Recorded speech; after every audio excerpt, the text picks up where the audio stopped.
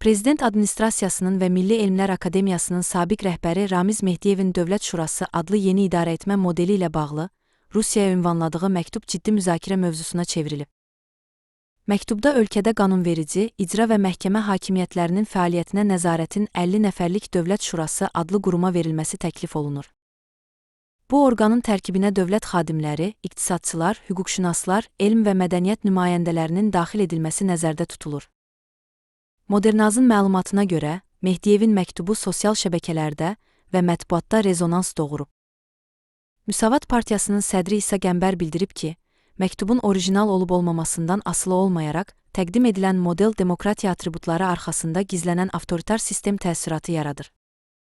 O vurğulayıb ki, qanunverici, icraedici və məhkəmə hakimiyyətinə nəzarətin Dövlət Şurasına verilməsi demokratik idarəetmə prinsipləri ilə ziddiyyət təşkil edir. Müsavat Partiyasının Ali Məclisinin sədri Arif Hacılı isə daha sərt açıqlama verib. O, Ramiz Mehdiyevin ideyasının yeni olmadığını, oxşar modelin 2003-cü ildə Etibar Məmmədov tərəfindən təklif edildiyini xatırladıb. Bu təqribən 2003-cü ildə Etibar Məmmədovun bizə təklifinin oxşarıdır. Dövlət Şurası sədrinin ümumxalq səsverməsindən keçmədən dövlətə rəhbərlik etməsi modeli Arif Hacılı bildirib. Məsələ ilə əlaqədar Etibar Məmmədovun özü ilə də əlaqə saxladıb.